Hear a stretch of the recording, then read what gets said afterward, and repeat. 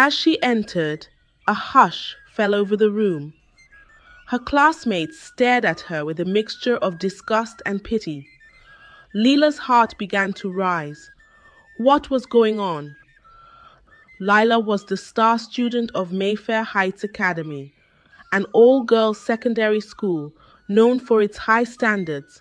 At 15 years old, she stood out not only for her striking beauty, but also for her intelligence. Lila had always been at the top of her class, working hard to maintain her position. As the most brilliant student, every day, Lila would wake up early, put on her neat school uniform, and head to school with determination in her eyes. Her long black hair was always neatly tied in two-top buns, and her face glowed with natural beauty that required no makeup. As she walked through the school gates, heads would turn and whispers would follow. "There goes Lila," the other girls would say. Always perfect, always the best. But Lila paid no attention to these comments. Her focus was solely on her studies. In class, she sat at the front, eagerly absorbing every word the teacher said. Her hand was always the first to shoot up when a question was asked, and her answers were always correct. However, Lila's beauty was becoming a distraction. Even the teachers found themselves staring at her during lessons. Mr. Bennett, the mathematics teacher, often stumbled over his words when explaining problems to Lila. Mrs. Hart, the literature teacher, couldn't help but admire Lila's graceful handwriting and thoughtful essays. Despite the attention, Lila remained oblivious. After school, while other students rushed home or to their various clubs, Lila would stay back in the classroom. She'd pull out her books, spread them on her desk, and dive into her studies. The large windows framed the evening sky, painting her workspace in hues of orange and pink. One evening, as the sun was setting and casting long shadows across the empty classroom, Lila was deeply engrossed in her literature textbook. She didn't notice when someone entered the room. "Lila, you're still here?" a voice called out. Lila looked up to see Priya, one of her classmates, standing at the door. "Oh, hi, Priya," Lila said with a smile. "Yes, just finishing up some extra reading." Priya walked over to Lila's desk, her eyes scanning the pile of books. She shook her head and let out a small laugh. "Lila," she said, "if I was as beautiful as you, I wouldn't stress myself studying all the time. You could easily get favors from the teachers who admire you." Lila's eyebrows furrowed in confusion. "What do you mean?" Priya grinned mischievously. "Haven't you noticed how the teachers look at you? Especially Mr. Bennett and Miss Hart. You could probably get good grades without all this extra work." Lila was shocked. She had never thought about using her looks for any advantage. "But that wouldn't be right," she protested. Priya shrugged. "It's just a thought. Anyway, I'm heading home. Don't stay too late, okay?" As Priya left, Lila sat there, her mind swirling with this new idea. She had always believed in hard work and honesty. But was Priya right? Could life be easier if she used her beauty to her advantage? With these thoughts weighing on her mind, Lila packed up her books and headed home. The streets were quiet as she walked, the street lights casting a soft glow on the pavement. She couldn't shake off Priya's words, and for the first time she began to see her beauty as something more than just a physical attribute. When Lila reached home, her parents greeted her with warm smiles. They were proud of their daughter's achievements and had always encouraged her studies. But tonight, Lila was distracted. During dinner, her mind still pondered over Priya's suggestion. In her room, Instead of opening her books as she usually did, Lila stood in front of her mirror. She studied her reflection, noting her clear skin, bright eyes, and gentle features. Had she been blind to the power she held? As she lay in bed that night, Lila made a decision. Tomorrow, she would try something different. She would see if Prior was right about the power of her beauty. Little did Lila know, this decision would set in motion a series of events that would change her life forever. The next morning, Lila woke up earlier than usual. She stood in front of her mirror, hesitating for a moment before reaching for her makeup kit, a birthday gift she had never used. With trembling hands, she applied a light layer of foundation, a touch of blush, and a swipe of lip gloss. She let her hair down, allowing it to fall in soft waves around her shoulders. As Lila walked into the school compound, she could feel the difference immediately. More heads turned than usual, and the whispers seemed louder. Even some of the teachers did a double take as she passed by. In Mr. Bennett's math class, Lila decided to put Prior's suggestion to the test. When the teacher handed out a surprise quiz, Lila felt a moment of panic.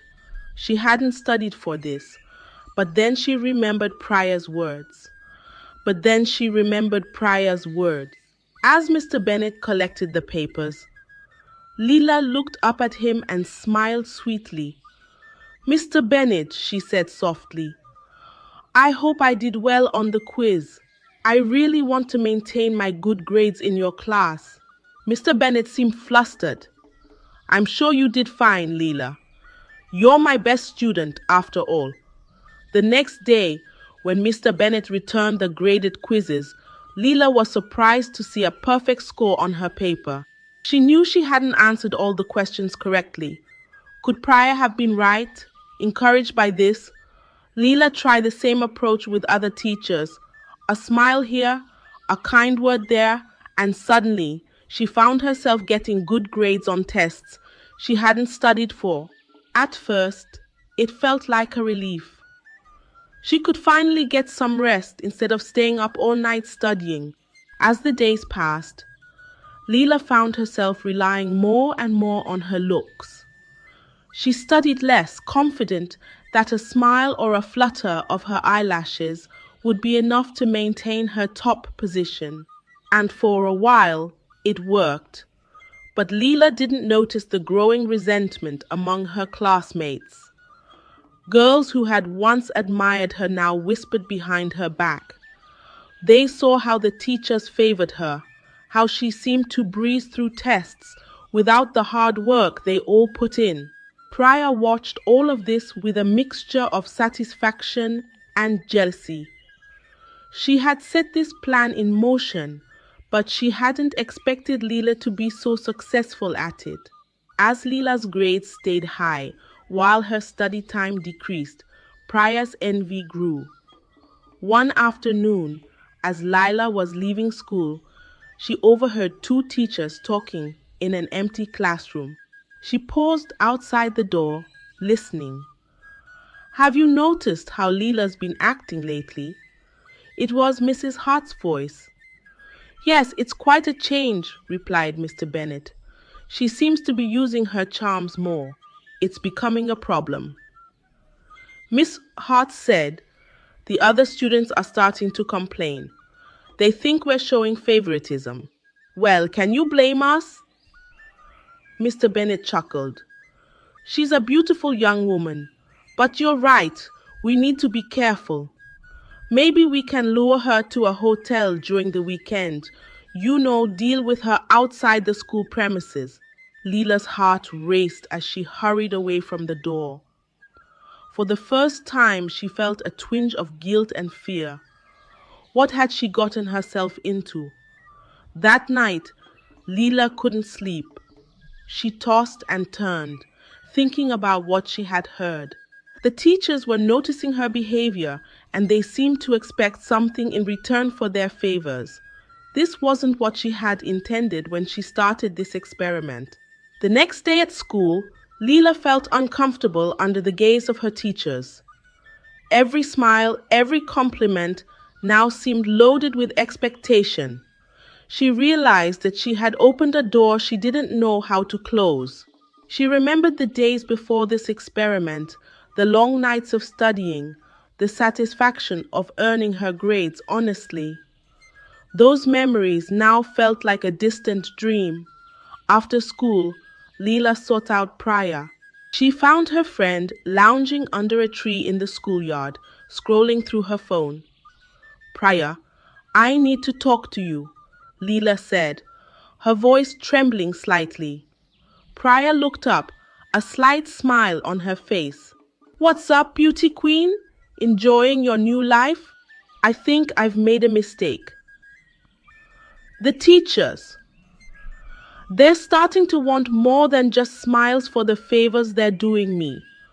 What do you mean? Priya asked. I overheard them talking. Lila explained. They're expecting something from me. I don't know what to do. This has gone too far. Priya was quiet for a moment. Then she leaned in close. Listen, Lila, you've come this far. Don't back out now. If the teachers want more, give them what they want. Lila recoiled in shock. What? No, I can't do that. Why not? Priya pressed. It's just a little further. Think about all the benefits you've been getting. Do you want to give that up? No, Priya.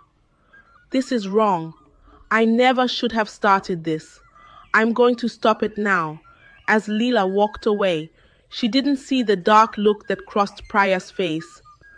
She didn't know that her decision to stop would set off a chain of events that would turn her life upside down. The next morning, Lila woke up determined to set things right. She tied her hair back in its usual two ponytails and went to school without any makeup. She was ready to face the consequences of her actions and return to her old ways of hard work and honesty. But as soon as she stepped into the school compound, she knew something was wrong. Students were gathered in small groups, whispering and pointing at her. Confused and worried, Lila made her way to her classroom. As she entered, a hush fell over the room. Her classmates stared at her with a mixture of disgust and pity. Lila's heart began to rise. What was going on? It was Priya who finally broke the silence. Well, well, she said loudly. If it isn't our model student, or should I say, little hoe. Lila felt as if she had been slapped. What are you talking about? Priya stood up, a cruel smile on her face. Oh, come on, Lila. Everyone knows what you've been doing to get those good grades. Sleeping with the teachers. That's low, even for you.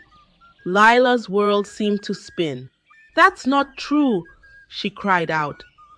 I never did anything like that. But her protest fell on deaf ears. The rumor had spread like wildfire through the school. Just then, Miss Agatha, the school principal, appeared at the classroom door. Her face was stern and her voice cold as she said, Lila, come with me to my office immediately. As Lila followed Miss Agatha through the corridors, she could feel the stares of everyone they passed. Tears welled up in her eyes.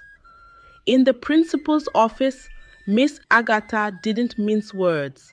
Lila, I've heard some very disturbing rumors about your behavior with male teachers.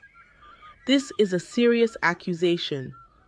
But it's not true, Lila pleaded. I never did anything like that.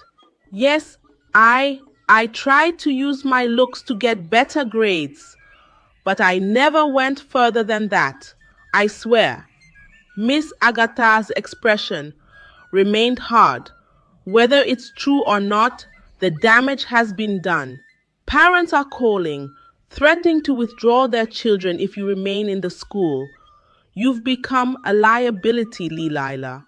Lila felt as if the floor had dropped out from under her. What? What does that mean?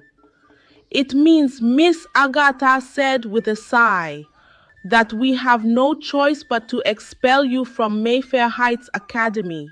The words hit Lila like a physical blow. Expelled.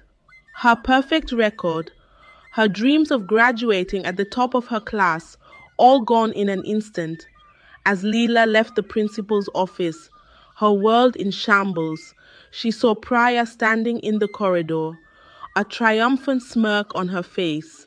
In that moment, Lila realized the full extent of her friend's betrayal. The next few days passed in a blur of tears and arguments. Lila's parents were devastated by the news of her expulsion. They didn't believe the rumors, but they were angry and disappointed that Lila had tried to use her looks for academic gain. "We raised you better than this," her father said, his voice heavy with disappointment. Lila's mother was more practical. "We need to find you a new school," she said. "You can't let this setback ruin your future." And so, after days of searching, they finally found a school that would accept a transfer student. Lila's parents managed to enroll her in Ika High School, a public school that was a far cry from the prestigious Mayfair Heights Academy. As Lila stood at the gates of Ika High School on her first day, she felt like a different person. The confident top of the class Lila was gone, replaced by a girl who felt lost and alone. But as she took a deep breath and stepped into the school compound, she made a silent vow to herself.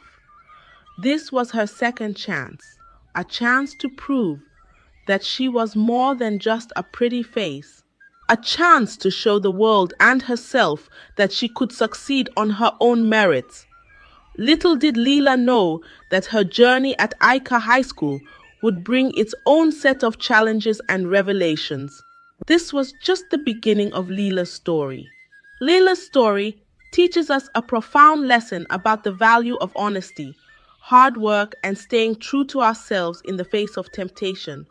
Her journey serves as a warning about the risks of taking shortcuts and relying on superficial traits instead of genuine effort.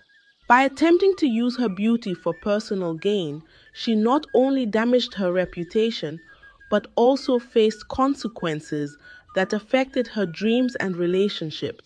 This story reminds us that while appearances may provide temporary advantages, they can never replace sincerity, dedication, and strong moral values.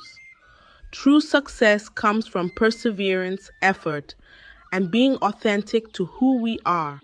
Thank you for watching my video. I hope Lila's story has brought you meaningful lessons.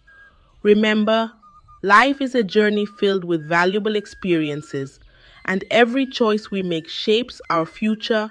If you enjoyed this story, don't forget to like, share, and subscribe to my channel for more inspiring and thought-provoking content. See you in the next video. The sun rose over the small village of Aid, casting a golden glow over the rooftops of the mud houses and the lush green fields that surrounded them. The air buzzed with excitement. Today, Prince Ayo, the heir to the royal throne, was coming to visit. He was on a journey to find his future queen, and every eligible maiden in the village had been preparing for weeks. Bright wrappers were carefully ironed, beads were polished to perfection, and hair was styled in intricate patterns, the aroma of freshly baked flatbreads wafting through the air as families bustled with last-minute preparations. But not everyone in the village was preparing to meet the prince. In a small corner of the village, Tai sat quietly grinding millet for her stepmother, Madame Yetunde. The rhythmic scrape of the grinding stone against the grains was a stark contrast to the lively chatter outside. Taye had always been treated as less than a daughter, a burden instead of a blessing. While her stepsisters giggled and fussed over their appearances, Madame Yetunde had other plans for Taye. She saw her as nothing more than a servant to meet her every demand. Taye. Madame Yetunde's sharp voice echoed through the house, cutting through the distant hum of drums. Why are you sitting there? Take the water pot and go to the stream. I need fresh water for cooking. Taye's heart sank. She knew what this meant. The stream was far and fetching water would keep her away for hours. She glanced at the doorway, catching a glimpse of Said and Dara, trying on their new beaded necklaces in the mirror. But stepmother Taye, began, her voice trembling. The prince is coming today, can't I?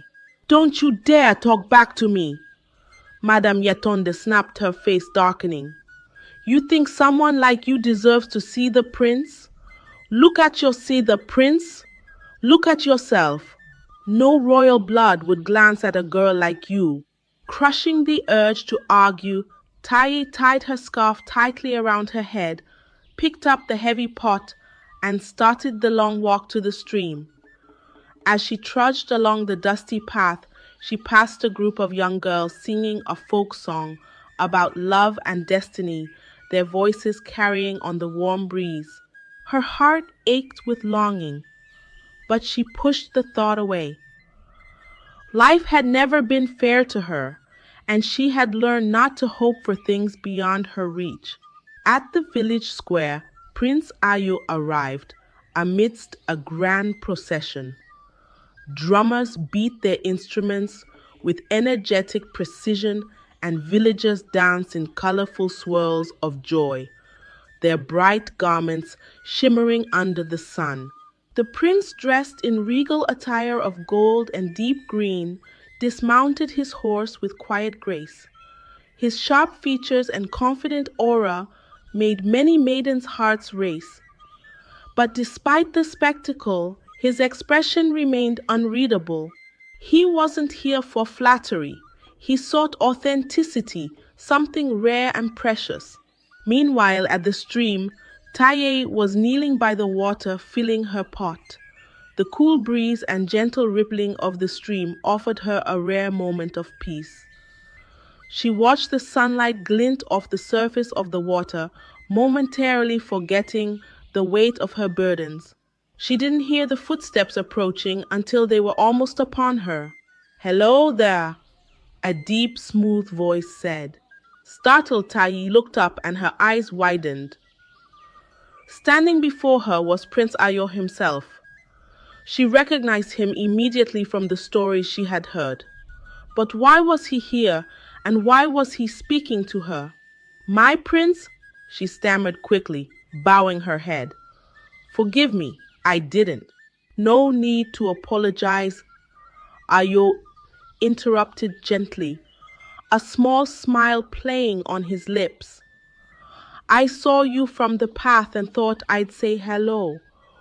Why are you out here alone?" Taye hesitated. Should she tell him the truth that her stepmother had sent her away to keep her from meeting him?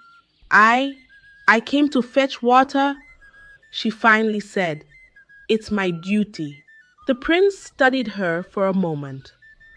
There was something about her, an honesty, a simplicity that he hadn't seen in the other girls who had thrown themselves at him in other villages. He noticed the calluses on her hands and the beads of sweat on her forehead, marks of her hard work. "What is your name?" he asked. "Taye," she replied, her voice barely above a whisper. "Taye," he repeated, as if testing the name on his tongue. Before Taye could respond, a loud commotion from the village square echoed through the air. Prince Ayo turned his head briefly, but didn't seem in a hurry to leave. "Will you be at the square later?" he asked, his gaze returning to her. Tai's cheeks flushed. I don't think so, my prince." The village buzzed with stories of Prince Ayo's visit long after he had left the square.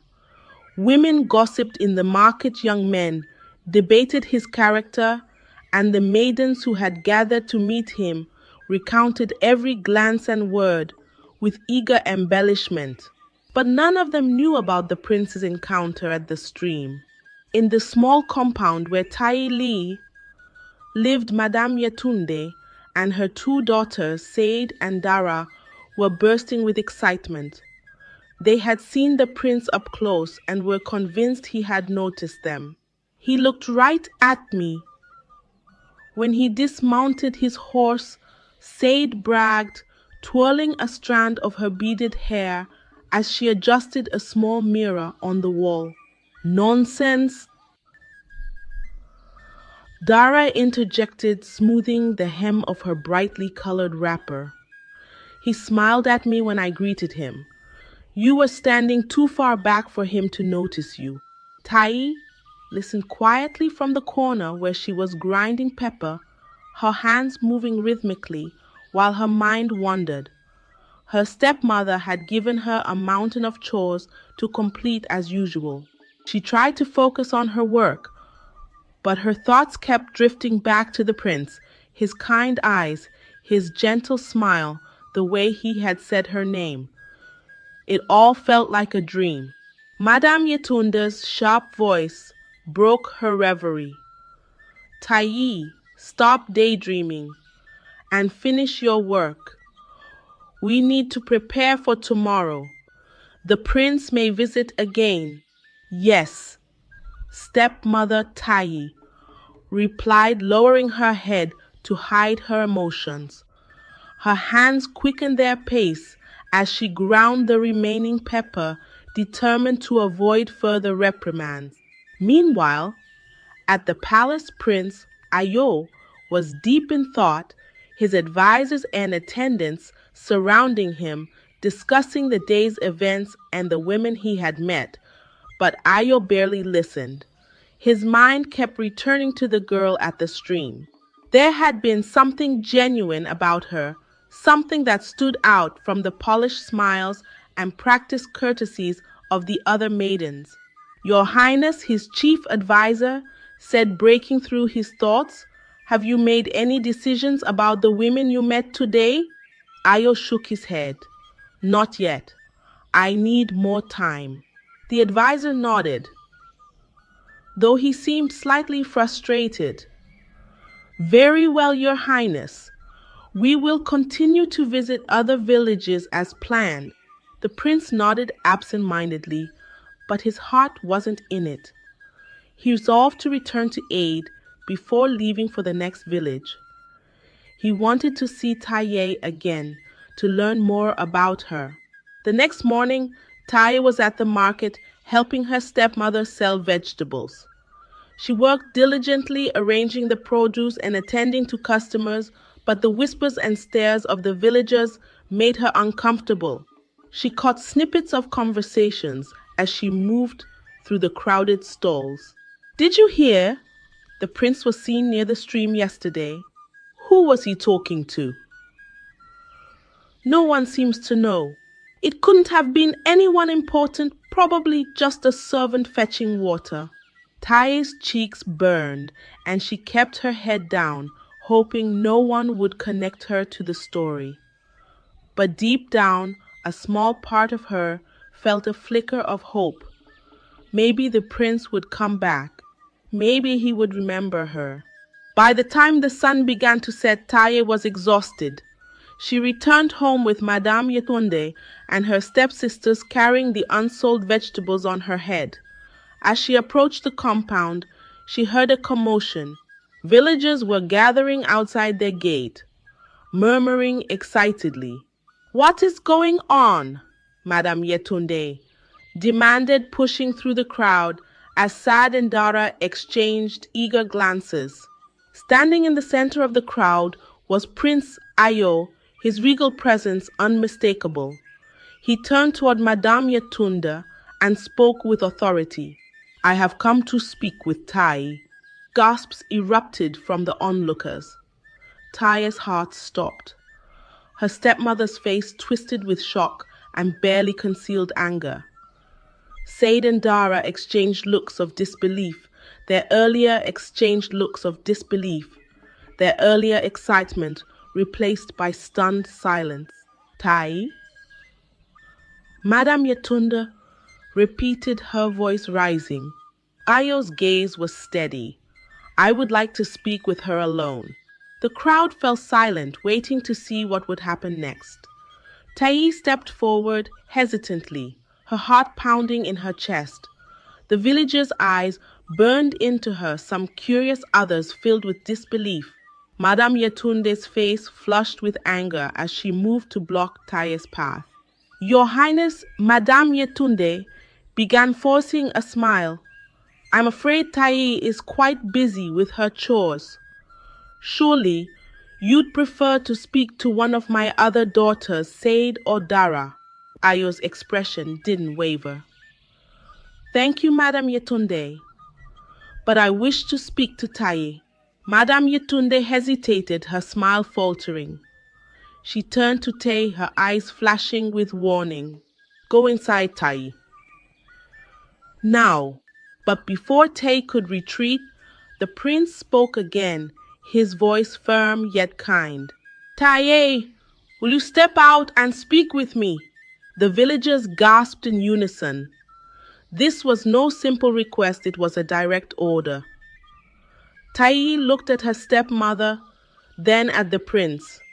She knew there would be consequences for disobeying Madame Yetunde, but the look in Prince Ayo's eyes gave her courage. "Yes, my prince," she said softly, stepping forward. The crowd parted to let her through.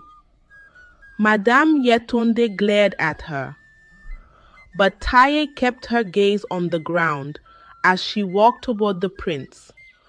When she stood before him, he gestured for her to follow him to a quieter corner of the compound. "I'm sorry for the scene," Ayo said once they were alone. "I didn't mean to cause you any trouble." Tai shook her head. "It's not your fault, my prince. I'm just surprised you would want to speak to me." Ayo smiled. "Why wouldn't I? You seem kind, hard-working, and genuine." Tai's cheeks flushed. "Thank you, my prince. I wanted to ask you something." Ayo continued, his tone serious. "Would you consider attending a gathering at the palace tomorrow? I'd like to get to know you better." Tai's eyes widened. "The palace? But I'm just a servant in my own home. I'm not like the other girls you've met." "Exactly," Ayo said, his gaze steady. For a moment, Tai couldn't speak. Her mind raced with doubts and fears. What would her stepmother say? How would the villagers react? But beneath the fear, a tiny spark of hope began to grow. If my stepmother allows it, I will come," she said finally. Ayo nodded. "I will make sure she does. Until tomorrow, Tai." As he walked away, the crowd erupted into whispers. Tai turned to face Madame Yetunde, whose expression was thunderous. Said and Dara stood behind her, their faces twisted with jealousy. "You've embarrassed me, Madame." Yetunde hissed as the villagers began to disperse. "We'll talk about this later." Tai lowered her head and returned to her chores, but her heart felt lighter. For the first time, she allowed herself to dream of a life beyond her stepmother's shadow. The morning sun bathed the village of Aid in a golden hue as Tai nervously prepared for her journey to the palace. Madame Yetunde fuming but powerless against the prince's wishes, begrudgingly handed her an old wrapper to wear. It was plain and worn, a sharp contrast to the lavish outfits she had reserved for Saad and Dara. Madame Yetunde's jewelry clinked as she adjusted her headscarf with irritation. "Don't embarrass me further, Madame Yetunde," snapped as Tayi adjusted the wrapper. "Go do whatever the prince wants and don't forget your place." Tayi nodded silently, too excited to let her stepmother's words dampen her spirits. She tied her scarf neatly, grabbed the basket she had prepared with fresh fruits as a gift, and began the walk to the palace. The villagers watched her with a mix of curiosity and envy. Children playing nearby paused to stare, whispering among themselves as Tayi passed. Whispers followed her every step. How did someone like Tayi catch the prince's attention? She must have bewitched him. There's no other explanation. But Tayi ignored them, her heart focused on what lay ahead. The palace gates loomed tall and majestic, guarded by soldiers in gleaming uniforms. The rhythmic clinking of their boots echoed as they stood to attention. As she approached, one of the guards stepped forward. "Are you Tay?" he asked, his tone formal. "Yes," she replied, clutching her basket tightly, her palms damp with nervousness. "Follow me." The guard led her through the grand gates and into the palace grounds. Tayi's breath caught as she took in the beauty around her, manicured gardens, fountains that sparkled in the sunlight, and towering walls adorned with intricate carvings. Birds flitted between the flowering trees, their songs adding to the serenity. It was like stepping into another world. Prince Ayo awaited her in a shaded courtyard, dressed in a simple but elegant tunic. He smiled warmly as she approached. "Taye, I'm glad you came," he said, his voice as kind as she remembered. "Thank you for inviting me, my prince," she replied, bowing slightly, her voice trembling with both nerves and excitement. He gestured for her to sit on a cushioned bench beneath a flowering tree. The scent of blossoms filled the air, calming her slightly. "You don't have to be so formal today. I want to get to know you, the real you." Tayi hesitated, but eventually sat down, her hands folded neatly in her lap. Ayo began asking her questions about her life, her family, and her dreams. At first she answered cautiously, unsure of how much to reveal, but as the conversation flowed, she found herself relaxing. She told him about her late parents, how her stepmother had taken her in, but treated her as little more than a servant. She spoke of her love for weaving and how she often dreamed of one day selling her own fabrics in the market. Ayo listened intently, nodding and asking thoughtful questions. The sunlight dappled through the leaves, casting gentle patterns on the ground as their conversation deepened. "You're incredibly resilient, Tay," he said after a while. "Most people in your position would have given up on their dreams, but you haven't." Her cheeks flushed at the compliment. "Thank you, my prince, but I don't feel resilient. I just keep going because I have no other choice." "That's exactly what makes you strong," he said, his gaze steady. "And it's why I believe you deserve more than the life you've been given." Tai's heart swelled with gratitude and a glimmer of hope. For the first time, she felt seen and valued for who she truly was. As the sun dipped lower in the sky, Ayo rose to his feet. "Thank you for sharing your story with me, Tai. This isn't the end, it's just the beginning. I have plans for you, but for now, let me escort you home." They walked back to the village together, the prince's presence drawing astonished stares from everyone they passed.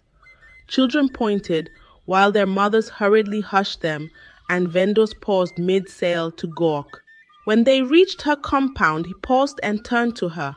"I'll be back soon," he said. "Take care of yourself, Tai." As he walked away, Tai stood at the gate, her heart filled with a mixture of joy and uncertainty. Whatever lay ahead, she knew her life was about to change in ways she could never have imagined. The news of Taye's visit to the palace spread like wildfire through the village. Every corner buzzed with speculation. Some admired her for her sudden rise to prominence, while others like Said and Dara burned with jealousy. Madame Yetunde's wrath was uncontainable. The sound of her slippers striking the ground echoed as she stormed around the house. "How dare you bring such attention to this household?" she spat at Tai. "Do you think you're better than my daughters now?" Tai kept her head low, enduring the scolding in silence. Deep down, she held on to the memory of Prince Ayo's kind words. They were a shield against her stepmother's anger. The next day, a messenger from the palace arrived with an invitation for Taye to attend a royal feast. It was to be a grand event with nobles from across the kingdom. Madame Yetunde tried to argue, insisting that Taye wasn't fit for such an occasion, but the messenger's firm stance left no room for debate. With no fine clothes to wear, Taye worked tirelessly to weave a simple yet elegant fabric for herself. Her fingers moved deftly, pouring her hopes and dreams into every thread. By the time the feast approached, she had crafted a modest yet stunning outfit that reflected her resilience and creativity. At the feast, Taye felt out of place among the glittering gowns and elaborate jewelry of the nobles, but Prince Ayo's reassuring smile eased her nerves.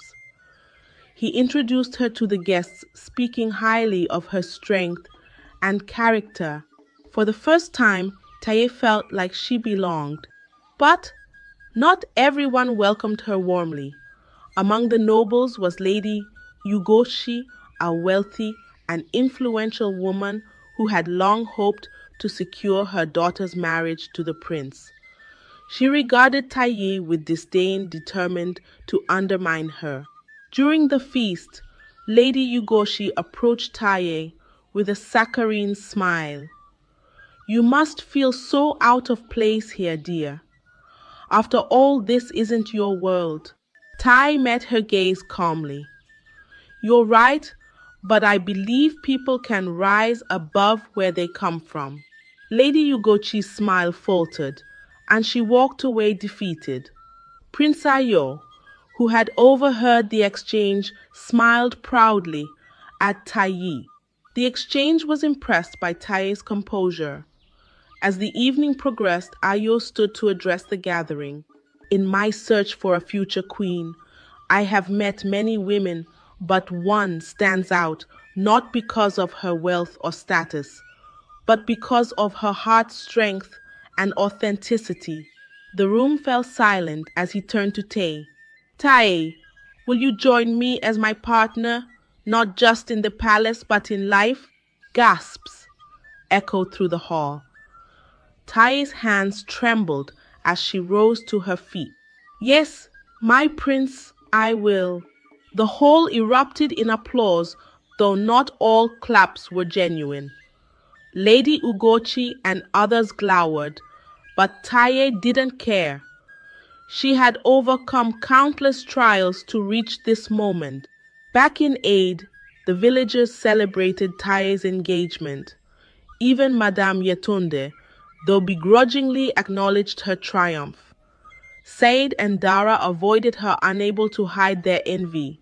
As Taye stood on the palace balcony, looking out at her new home, she felt a deep sense of gratitude. Her journey had been filled with challenges, but she had emerged stronger. With Prince Ayo by her side, she was ready to embrace the future and the adventures it held. The days leading up to Taye and Prince Ayo's wedding were filled with preparation and excitement. Villagers